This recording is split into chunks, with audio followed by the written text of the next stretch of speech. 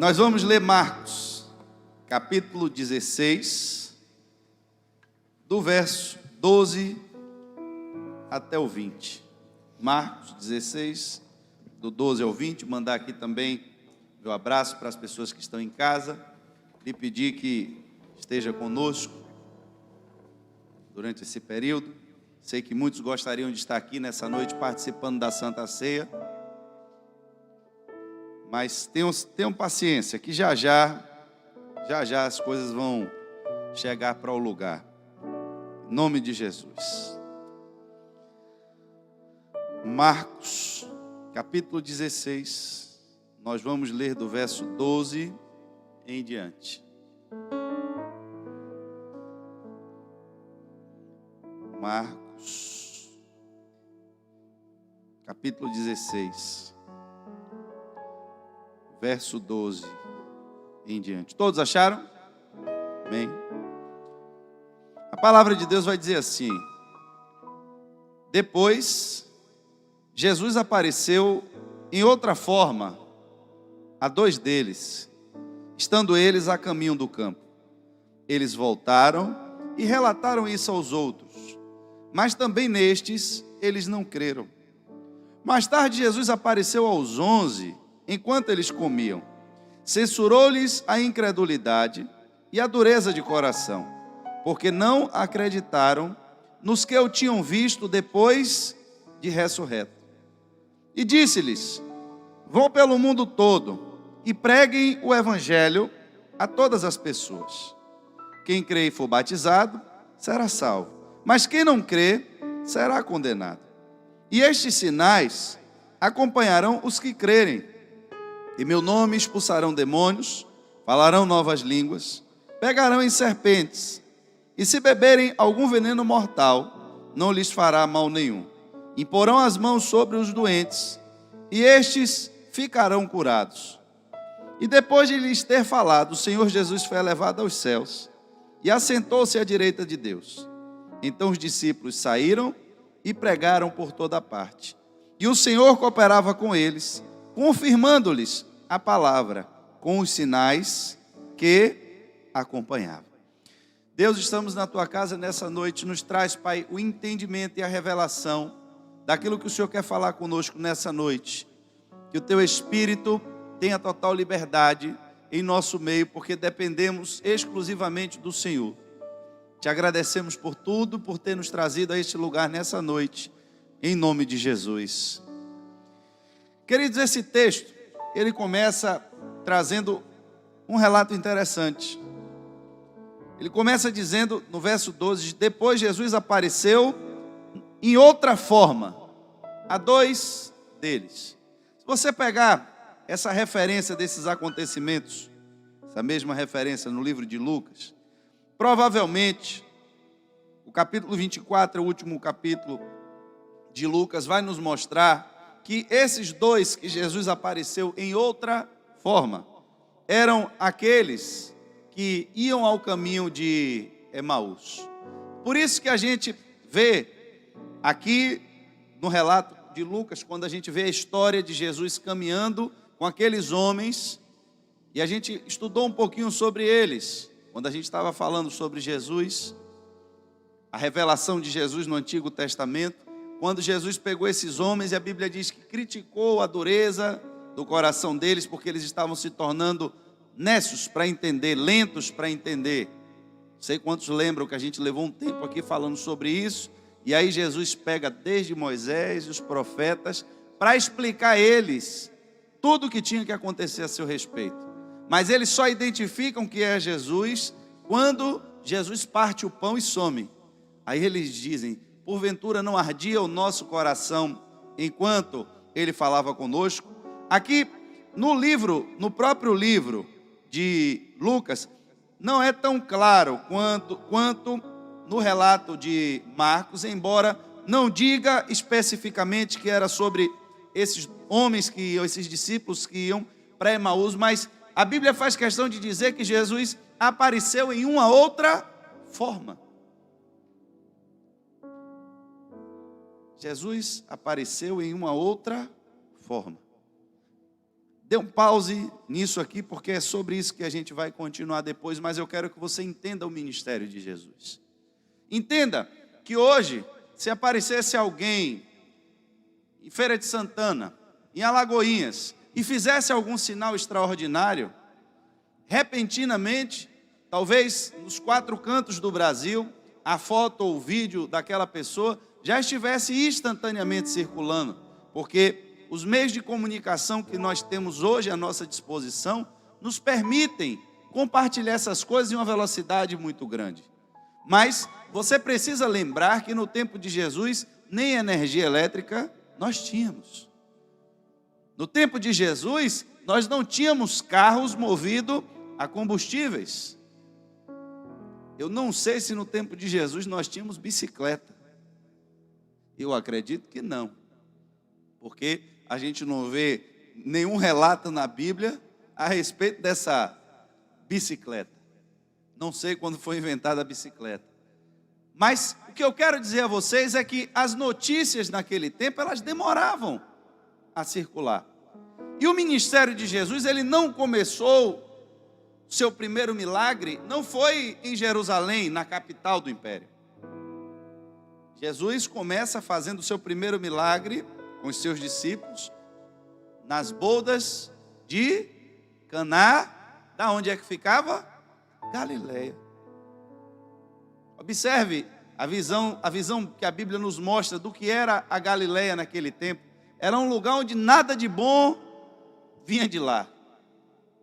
Será que na capital a gente não tem coisas mais interessantes, que vai vir alguma coisa que preste da Galileia? Mas foi exatamente ali aonde Jesus começou chamando os seus primeiros discípulos. Foi exatamente ali aonde Jesus começou fazendo sinais, prodígios. E com o tempo, lembre que todo o ministério de Jesus levou 3 anos. Então, as pessoas, com o passar do tempo, nas suas viagens, iam levando a notícia. Apareceu um homem aí. É um rapaz novo, jovem, de 30 anos. E ele está fazendo coisas que a gente não estava acostumado mais a ver. A gente ouvia esses relatos, quando a gente via as histórias de Elias, quando a gente via as histórias de Moisés, a gente ouvia falar nesses relatos. Mas parece que, aliado àquele que está vestido de camelo e comendo gafanhoto, batizando os outros no deserto, parece que surgiu um agora, que a gente ouviu dizer que cura até cego de nascença. Aí começa um burburinho. Quem é esse homem? O que é que ele faz? E aí a Bíblia diz que começou um alvoroço agora das pessoas querendo conhecer quem era Jesus. Ao ponto de quando ele passava nas cidades, você vê no relato de Zaqueu, a Bíblia diz que uma grande multidão seguia, e Zaqueu, só para conhecer quem era esse homem, teve que subir numa figueira, só para conhecer, só para ver quem era. A fama dele começou a correr. As pessoas começaram a querer saber quem ele era, ao ponto de ele ser oprimido ali pelas pessoas e perguntarem: vem cá, quem é o senhor? Quem o senhor é? O senhor é Elias? O senhor... Ele aí começa e pergunta: não, quem vocês dizem que eu sou? A hora que Pedro traz a revelação de que de fato ele era o Cristo. Eu quero que vocês entendam que no tempo de Jesus, a revelação de quem de fato ele era e de quem era a pessoa dele não era algo tão simples.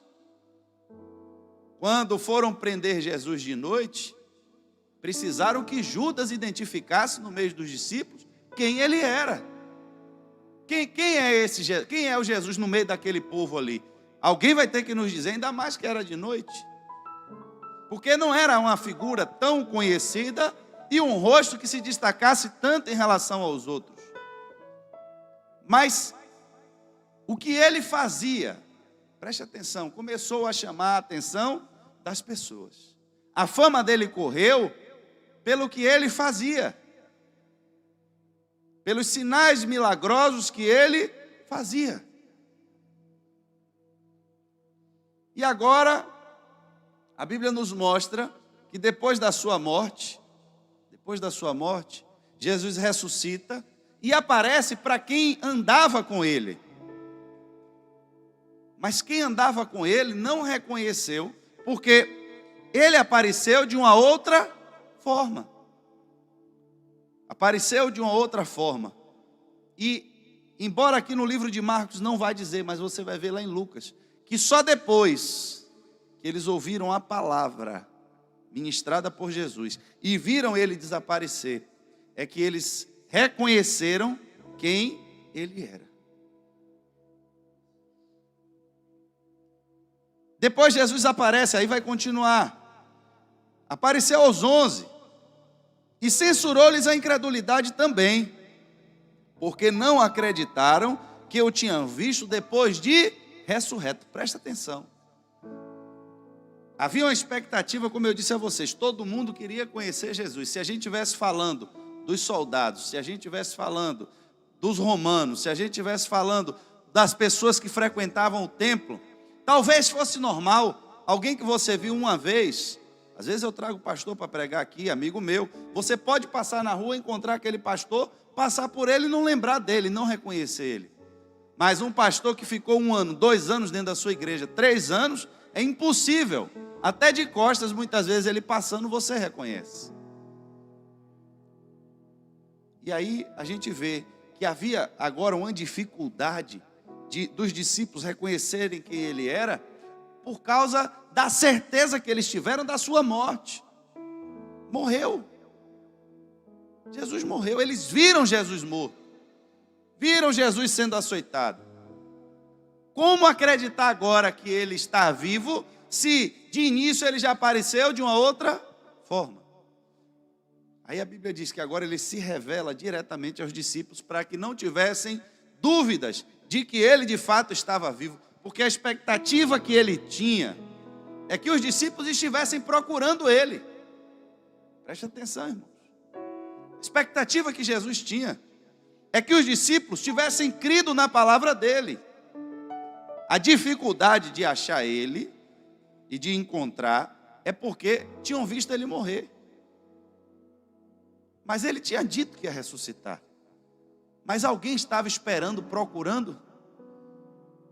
Às vezes você está na rua, está esperando alguém, e você sabe com que carro a pessoa vem. Todo carro que passa, você está atento, está olhando. Mas quando você está esperando alguém que você não conhece o carro, você fica mais angustiado ainda, porque todo carro que passa, você acha que é a pessoa.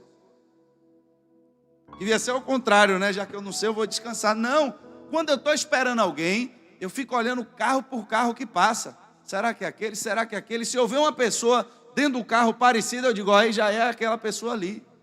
Porque eu estou procurando. Mas às vezes eu estou andando na rua distraído, algum conhecido passa por mim e eu nem vejo, porque eu não estou procurando ninguém. Jesus disse, eu vou ressuscitar. Olhe, Jesus veio em uma caminhada, fazendo sinais, fazendo maravilhas. Aí, Jesus morre, aparece para os discípulos. Primeiro aparece em uma outra forma. Ninguém reconheceu. Só reconheceu depois que ele se revelou. Pela palavra e depois pelo partir do pão. Aí sumiu diante deles. Era Jesus. Depois ele entra, aonde estavam todos reunidos. Ele entra. E critica agora a dureza do coração deles. Porque não acreditaram nos outros que disseram que ele estava vivo. Só que o que eu acho interessante é que depois que ele dá agora a se reconhecer e mostrar o maior milagre que tinha feito, que era exatamente a sua ressurreição. Porque os profetas tinham feito milagres também. Moisés fez sinais também. Mas nenhum deles tinha sido como Jesus, que morreu e pelo poder do próprio Deus foi ressuscitado. E agora se revela aos discípulos. Só que quando ele se revela agora aos discípulos, censura a primeira incredulidade deles. E diz, era para vocês estarem me procurando. Não era para vocês estarem escondidos com medo dos romanos. Era para estar me procurando. Só que agora tem uma missão para vocês. vão pelo mundo e façam os mesmos sinais e prodígios que eu fiz. Foi isso que vocês leram aí? Aqui começa o detalhe da coisa. Vou voltar, para você não se perder comigo. Jesus começa seu ministério numa cidade pequena. Quase ninguém conhecia. A coisa vai tomando uma dimensão que daqui a pouco as pessoas estavam ansiosas já querendo saber quem ele era. Por causa de quê? Dos sinais e maravilhas que ele fazia. Queriam saber quem ele era. Se ele era Elias, se ele era um dos profetas, o que é que ele veio fazer. Aí Jesus morre. Aparece de uma outra forma aos discípulos. Os discípulos não reconhecem inicialmente, ele tem que se revelar.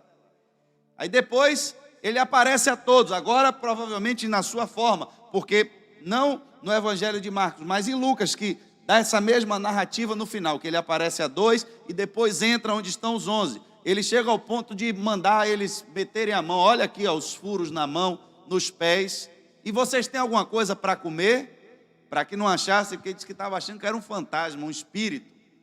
Já viu o espírito comer? Então me dá comida aí para você ver se é espírito. Agora era para vocês estarem me procurando, porque eu disse a vocês que ia ressuscitar. Só que vocês estão tão incrédulos de que eu ia ressuscitar, que não estão nem acreditando que estão me vendo. Mas agora que eu já resolvi esse primeiro problema, eu tenho uma missão para vocês. A missão não é ir fazer sinais e prodígios. A missão não é ir e fazer campanhas de curas e de milagres. A missão não foi essa. A missão foi: ide por todo o mundo e preguem o evangelho a todas as pessoas. Essa é a missão que foi dada para a igreja. Irmãos, evangelho. Dentro dessa história que eu narrei já para você 2 vezes, para você não se perder comigo, porque eu quero que você volte para um outro ponto. Geralmente quando você vai em um espetáculo, em um teatro, em um show de mágica, geralmente a pessoa guarda o truque mais difícil para o final. Jesus, ele vinha fazendo sinais, prodígios, maravilhas, e no seu último momento, com seus discípulos, ele poderia ter guardado aquela transfiguração. Já pensou? Os discípulos relatando, e no último dia, quando estávamos na mesa, sentado com ele, o seu rosto resplandecia como uma lâmpada fluorescente. Porque foi isso que eles viram. Só que na época não tinha lâmpada fluorescente, então brilhava como se fosse o sol. Mas era branca a luz. Então, lâmpada fluorescente fica hoje mais contextualizada. Ficou alva as suas vestes. O que é que eles estavam dizendo? Estava brilhando igual uma lâmpada fluorescente. Jesus brilhou igual uma lâmpada fluorescente. Mas não era do interesse dele se transfigurar no último dia com seus discípulos. Embora ele tivesse dito a Pedro e os outros que viram, que não contassem a ninguém o que eles viram lá em cima. Jesus, ele não pediu que o Pai manifestasse uma presença diferenciada naquela última mesa. Naquele último momento, naquele último minuto dele aqui na terra. Ele não mandou fazer filas de cegos, aleijados e mancos para curar todos apenas com uma passada de paletó. E se a gente não entender isso, irmãos, a gente começa a se apegar à religiosidade e à estrutura da igreja e perde o foco de Jesus. Perde o foco da pessoa dele. Preste atenção que tudo vai se encaixar. Eu não quero que você perca nada nessa noite. Não se distraia. Porque nós estamos agora na mesa da ceia. É o último momento dele. Os discípulos prepararam a ceia judaica. Eles comeram o cordeiro, comeram as ervas amargas. Irmão Pimenta já sabe isso aí de cor. Com muita excelência, todo ano tem representado a Páscoa judaica. Enquanto eu for pastor e tiver a oportunidade, uma equipe de teatro dessa de excelência, pretendo fazer todo ano, porque aquilo é um espetáculo lindo. Tivemos esse ano a oportunidade de celebrar ali na sede, foi um negócio fantástico. Termina a ceia, é a hora do momento final.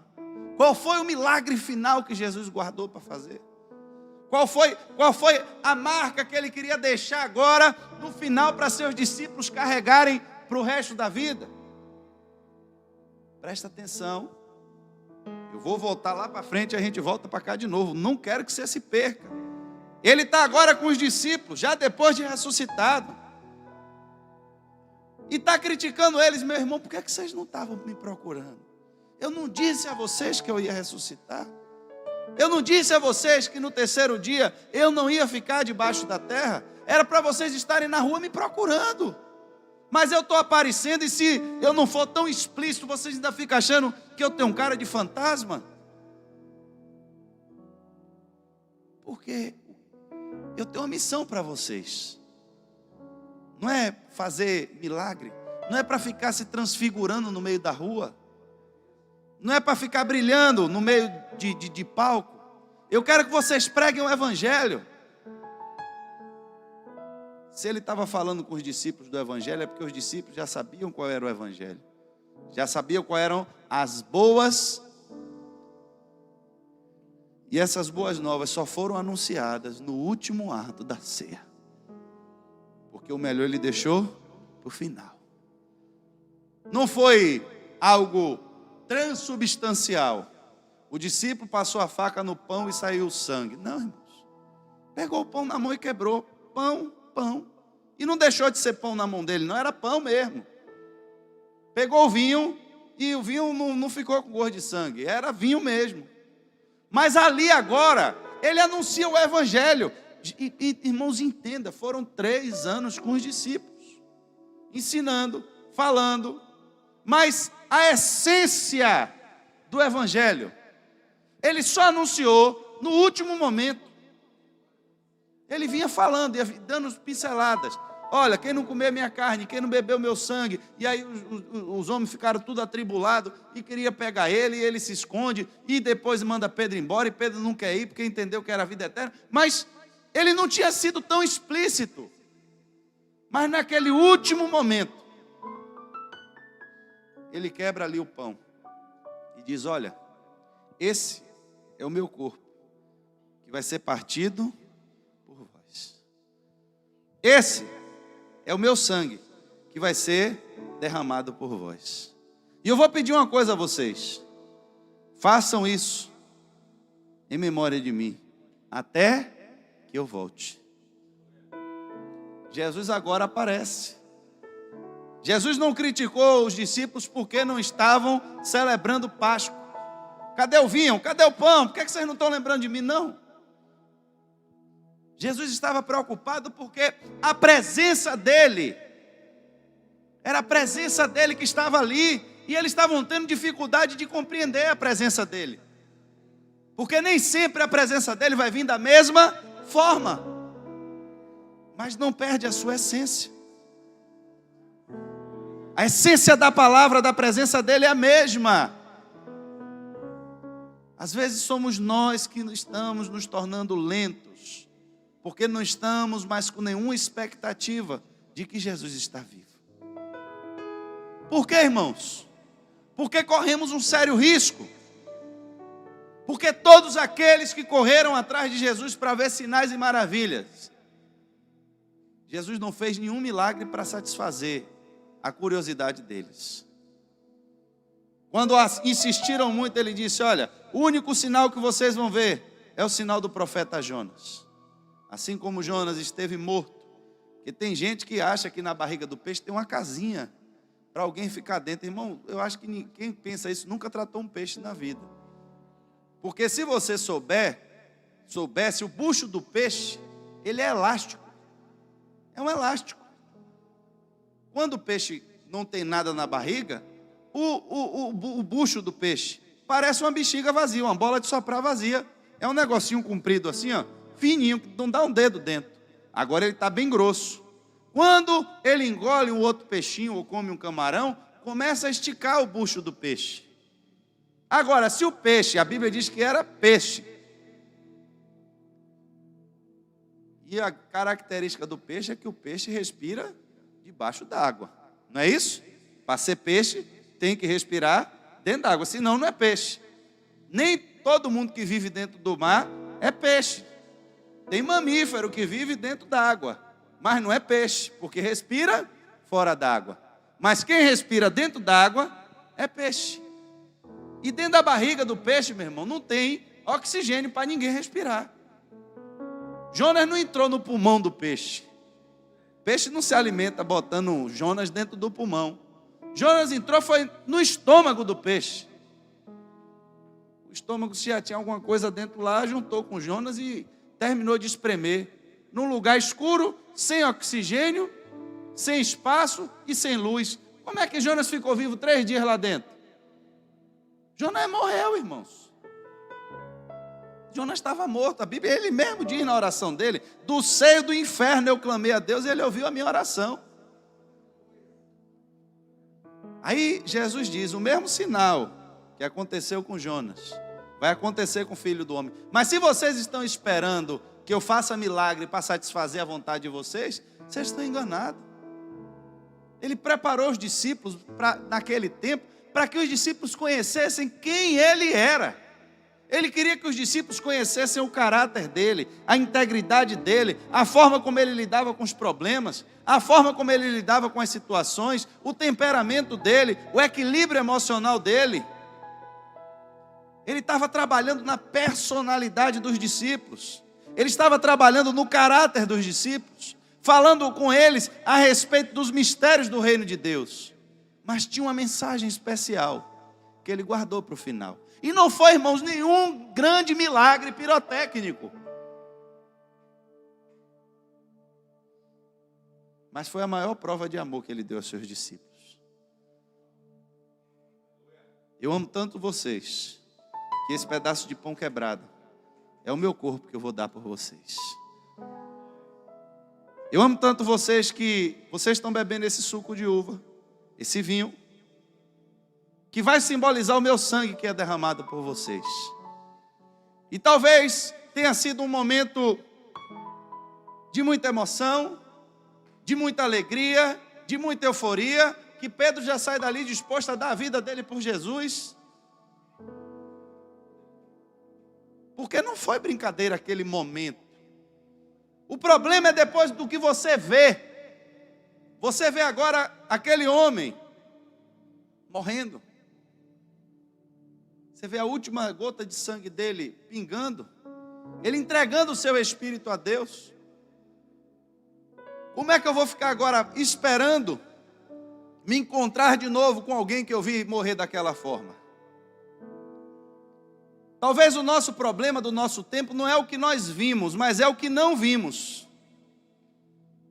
Porque nós vemos o milagre, nós vemos os sinais, nós vemos as maravilhas, nós vemos a profecia. É o que vemos. Mas e a presença dele? Como é que eu identifico a presença de Jesus? Porque aí, irmãos, preste atenção, eu corro uma séria tentação. Uma séria tentação. Eu como igreja, eu como pastor, eu como membro, eu como servo, eu como qualquer coisa envolvida no reino, eu começo a correr um risco sério de querer mostrar que Jesus está vivo, não na sua essência, mas pelos sinais. E começa a correr atrás de sinais, começo a correr atrás dos milagres, e me esqueço que ele está vivo. Me esqueço que ele ressuscitou. E começo a me apegar aos movimentos. E começa a se criar vários ciclos de movimentos, vários ciclos de teologia, sendo que a teologia mais simples, mais básica, e a que Jesus ensinou e comissionou a sua igreja foi: vá e pregue o evangelho a toda criatura. Diga a eles o que aconteceu naquela noite, porque se vocês cumprirem o que eu pedi, um dia eles vão estar sentados num banco como esse e vão ver vocês partindo o pão. Eles vão ver você bebendo vinho. E você vai dizer a eles que isso aqui foi o meu corpo, que foi dado por eles. Que esse é o meu sangue, que foi dado pela vida dele. e que ele precisa se arrepender dos seus pecados, porque se não se arrepender, vai para o inferno. Aí agora, irmãos, preste atenção, ele começa a dizer que quando você fizer isso, quando a sua pauta for o evangelho da salvação, quando você estiver preocupado em cumprir o mandamento que foi dado por Deus, de anunciar o evangelho a toda criatura, aí agora ele vai dizer: estes sinais acompanharão os que crerem. Preste atenção, irmãos. Estes sinais não é para as pessoas crerem,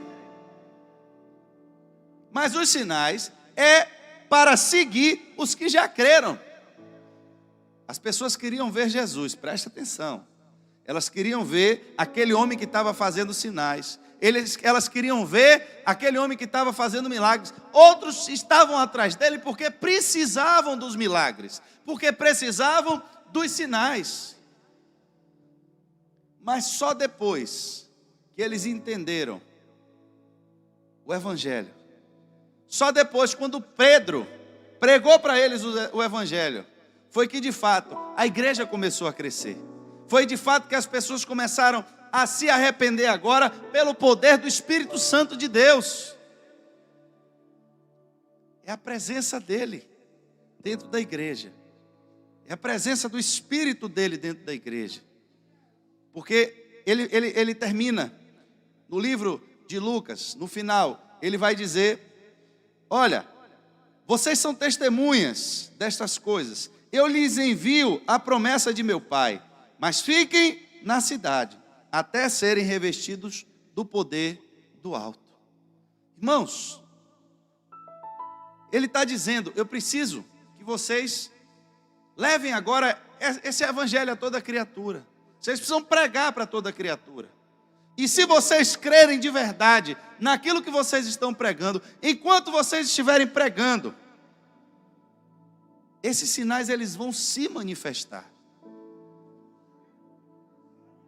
Porque os sinais não são para os outros crerem. Teve muita gente que foi curada por Jesus e não foi salvo. Tem muita gente que se confunde com isso, irmãos. Acha que porque alcançou alguma graça da parte de Deus, que Deus já carimbou o passaporte dele, já está salvo. Irmãos, as bênçãos de Deus, os milagres de Deus, são os frutos da misericórdia de Deus. O evangelho é fruto da justiça de Deus.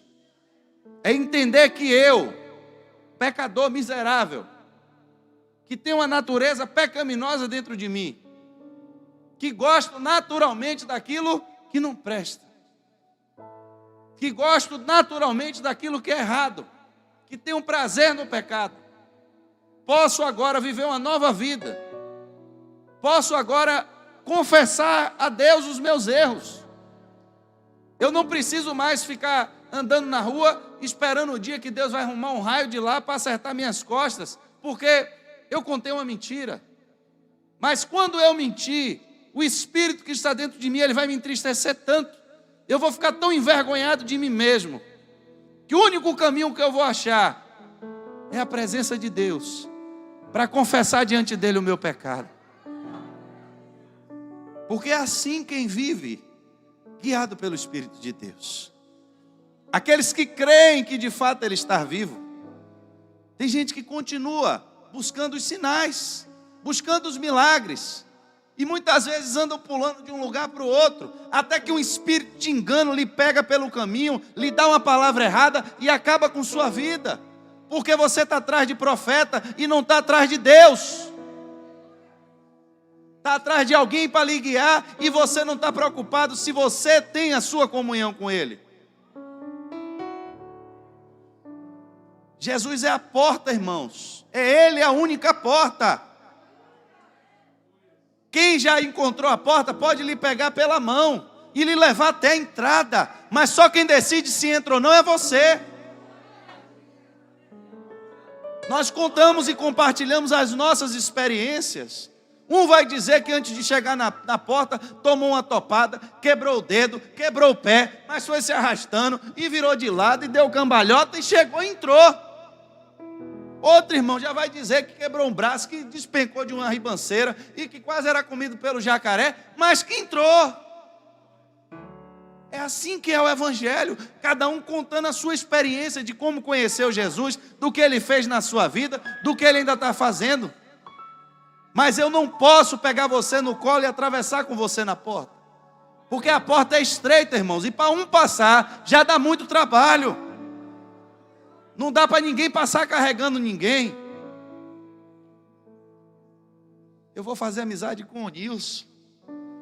Vou fazer amizade com o Nilson. Nilson é pentecostal. O pessoal do louvor disse que Nilson subiu aqui quarta-feira parecendo testemunha do Apocalipse. Ele e o irmão Estênio, não foi? Diz que era as duas testemunhas do Apocalipse. Esse pessoal do louvor, sua graça. Isso é coisa de baterista, não foi não? Ih, rapaz. Marco ali já... Depois o irmão Estênio lhe acerta. Só a sorte que ele não está na lista de domingo.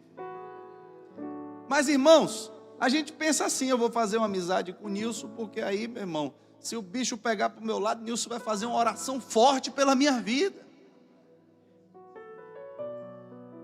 Precisamos, irmãos, eu tenho me esforçado nesses últimos dias para trazer uma convicção para a igreja, de que de fato Jesus ele não é uma religião.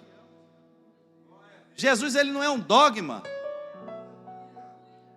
Vai chegando véspera de Santa Ceia, vocês não têm ideia do tanto de mensagem que eu recebo de pessoas que se sentem incrédulos porque não podem vir participar da ceia. Irmãos, presta atenção, a ceia é uma memória. Isso aqui que acontece aqui foi algo que Jesus pediu que fizéssemos em memória dele. Mas quando eu entro aqui para eu tomar essa Santa Ceia, esse símbolo, significa que antes de eu comer o pão, que antes de eu beber o cálice, eu já mantenho uma comunhão com ele. Porque se eu não tenho comunhão com ele, eu estou comendo um pedaço de pão e bebendo um copo de suco. A pergunta é, se você estivesse em Jerusalém e fosse perseguido naquela época, e tivesse que fugir para a Arábia lá e se esconder por lá, que Santa Ceia você ia achar para alguém lhe dar? Quer dizer então que se você se mudar para um lugar onde não tem igreja, chega lá você desvia porque não tem Santa Ceia?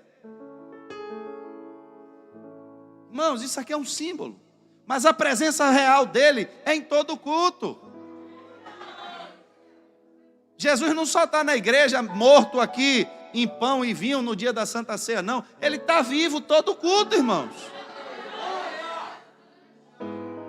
No dia da ceia nós nos lembramos do amor dele.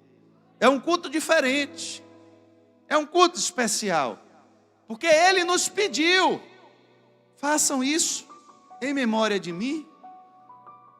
E essa igreja, por uma questão de entendimento, convencionou que uma vez no mês nós vamos nos lembrar do sacrifício dele.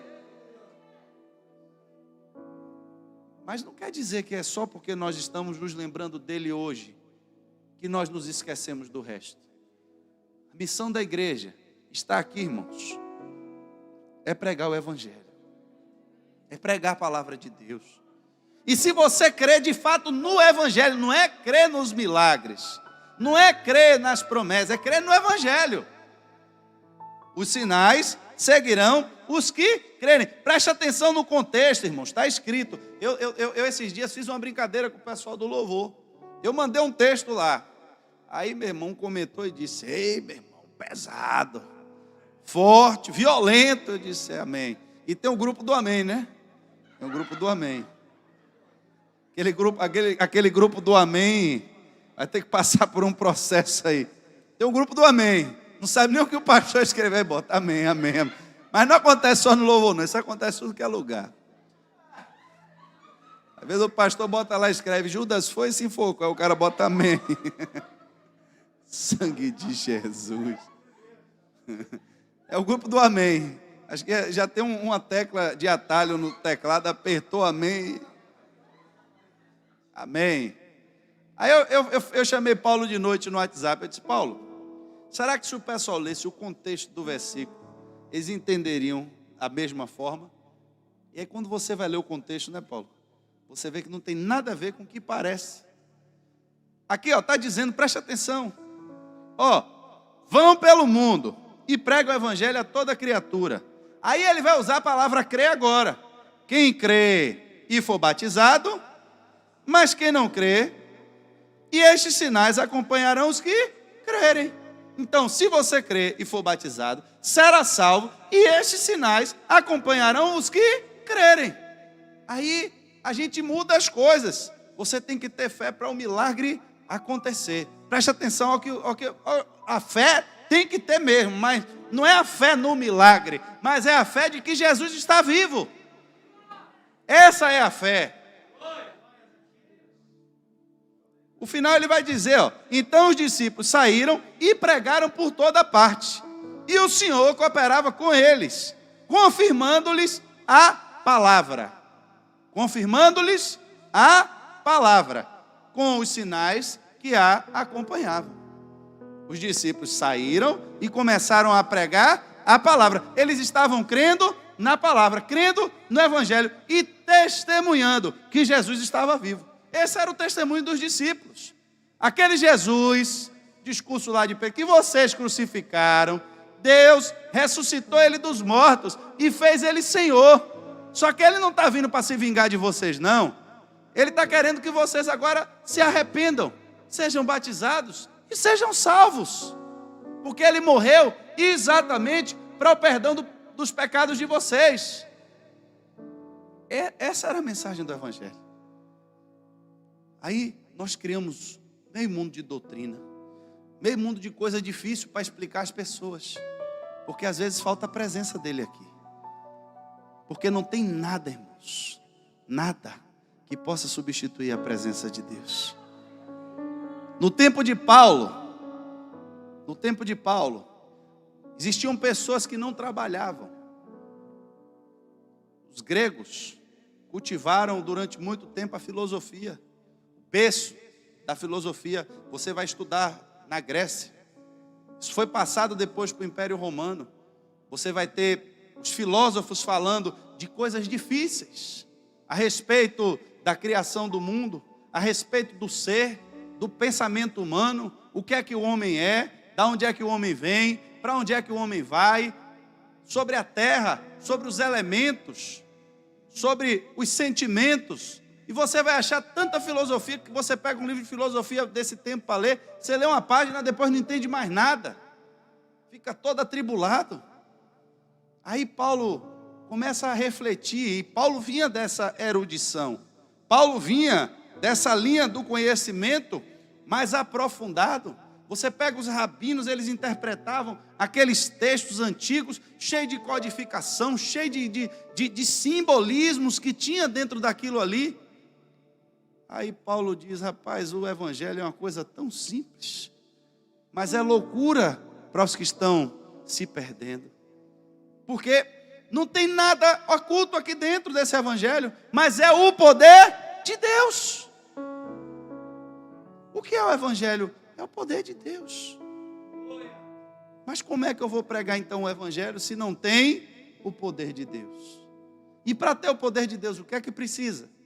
Precisa crer. Crer em quê? No evangelho? E o que é o evangelho? Está aqui na mesa. Que Cristo morreu para perdão dos nossos pecados. E que se eu me arrepender, Ele me perdoa. E se Ele me perdoar, agora eu tenho confiança de entrar diante de Deus.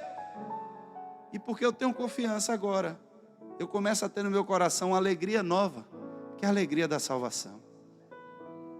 Aí a gente cria uma lista de regras da igreja. A Bíblia tem 10 mandamentos, a gente cria os 100 da igreja. Ninguém aqui, irmãos, está defendendo que a gente não tem que ter um critério, tem que ter um costume. A própria Bíblia nos ensina a gente guardar os bons costumes. Não é disso que eu estou falando. Mas o problema é que a gente se apega muitas vezes a essas doutrinas, se apega a essas religiosidades, e às vezes essas coisas passam com o tempo e a gente não percebe.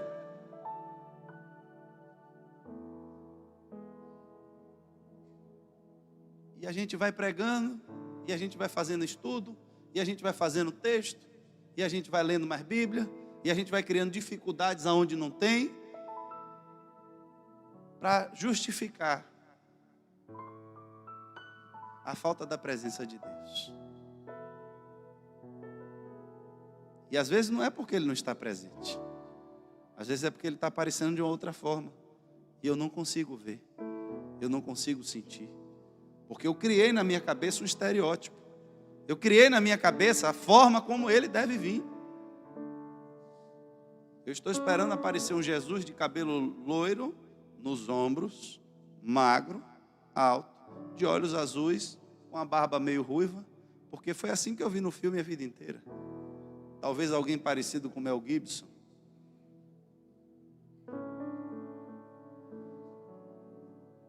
E se Jesus já apareceu algum dia para você como um mendigo?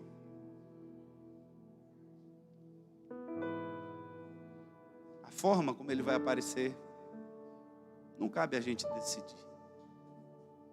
A diferença é que eu tenho que estar esperando a volta do Senhor.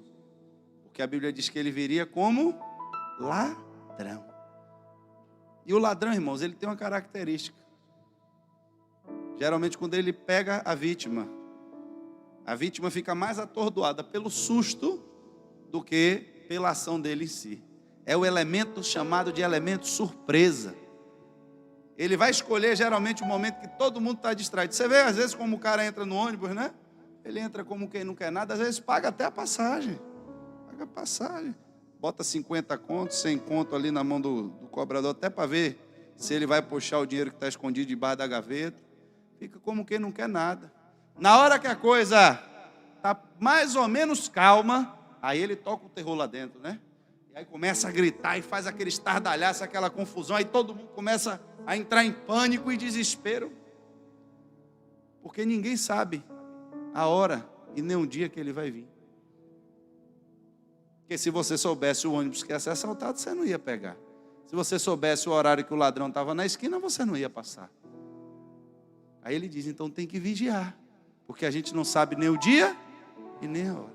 Só que a gente está vivendo nos tempos de hoje. E aqui agora é o fim da mensagem. Com a mesma incredulidade funcional. Bota esse tema na pregação de hoje. Incredulidade funcional. Eu gostei. Pode botar.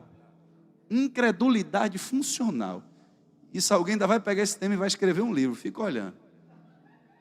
O que é incredulidade funcional? Eu viver dentro da igreja, como estavam os discípulos, sem a expectativa real de que Jesus está vivo e que Ele vai voltar. Agora eu lhe pergunto, qual é o sentido de eu vir para a igreja, ter tanta religiosidade com o momento da ceia, tanta religiosidade com esse pão, meu irmão, não estou aqui desfazendo da Santa Ceia em nome de Jesus. Eu estou lhe dizendo que esse aqui é o ato que nós expressamos todo o nosso amor, toda a nossa reverência, e fazemos isso aqui exatamente lembrando esses elementos aqui da Santa Ceia. Para você ter ideia, a igreja não mistura isso aqui com nada. Tem uma irmã específica, que Deus abençoe a vida dela, do esposo dela e da equipe dela, que vem para aqui, eles oram, é um processo para a gente fazer uma coisa santificada para Deus. A Santa Ceia é um momento santo da igreja.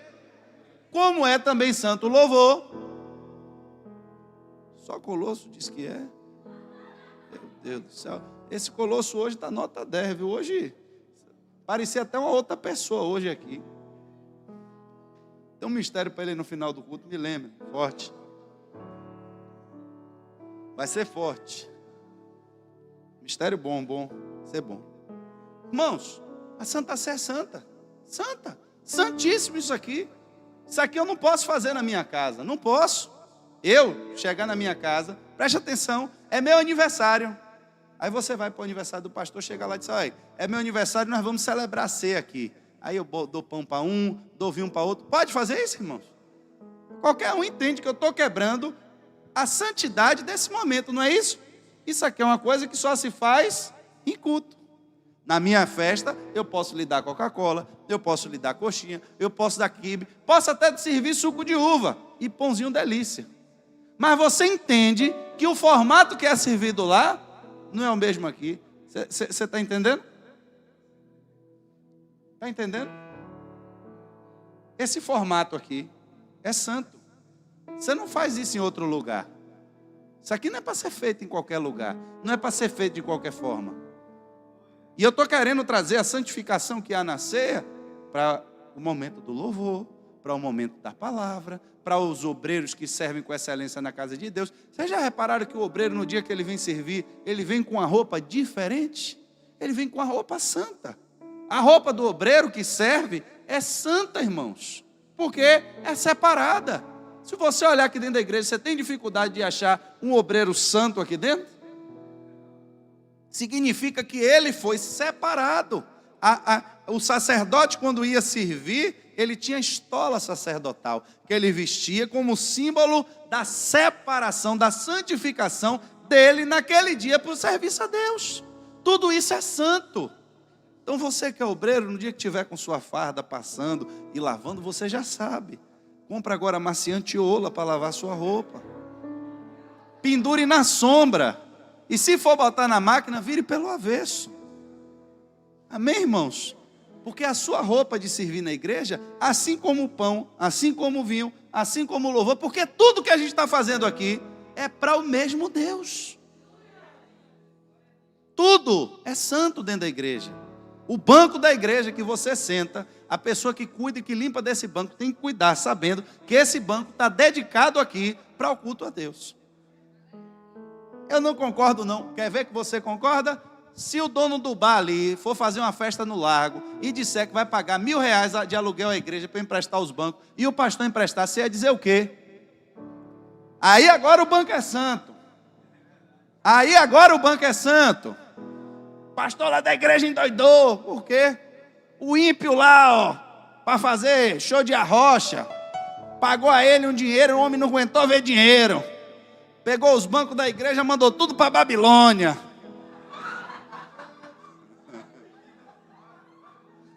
Para Belsazar tomar vinho. Ia dizer ou não ia? Aí agora o banco é santo. Mas na hora de colar chiclete no banco, o banco não é santo.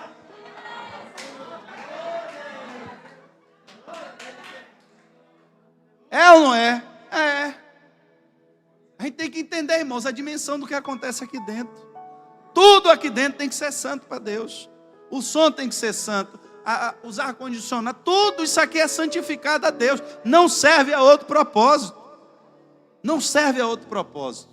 Eu posso lhe levar na minha casa, lhe dar vinho, lhe dar pão, mas você entende que quando você entra aqui na igreja, é outro formato, é outra estrutura, é outra forma de servir, porque tem uma santidade que envolve isso aqui. Mas a santidade maior não está porque tem pão e tem vinho, não é porque tem instrumento, não é porque tem cadeira, é porque a gente entende que o nosso Deus está vivo. Ele vive. E Ele é santo. E porque Ele é santo, nós nos santificamos para adorar Ele. E a santidade envolve exatamente o início, que é receber o Evangelho. Eu só posso ser santo se eu crer no Evangelho. Porque quando eu creio no Evangelho, eu me arrependo dos meus pecados, recebo o pão, recebo o vinho, como símbolo daquilo que Ele fez por mim na cruz. Então, eu estou dizendo que isso aqui só existe por causa da cruz. A mesa só existe por causa de Jesus. E eu tenho que me preocupar muito mais com a presença dEle do que com os símbolos. Eu tenho que me preocupar muito mais se o Evangelho está sendo pregado de verdade, se a presença do Espírito de Deus está sendo invocada, do que se está tendo milagre. Porque Jesus fez milagre durante 3 anos. E nem todos que receberam milagre foram salvos. Mas todos aqueles que creram e receberam se tornaram filhos de Deus. Essa é a verdade do Evangelho. Esse é o foco do Evangelho de Cristo. Fique de pé nessa noite.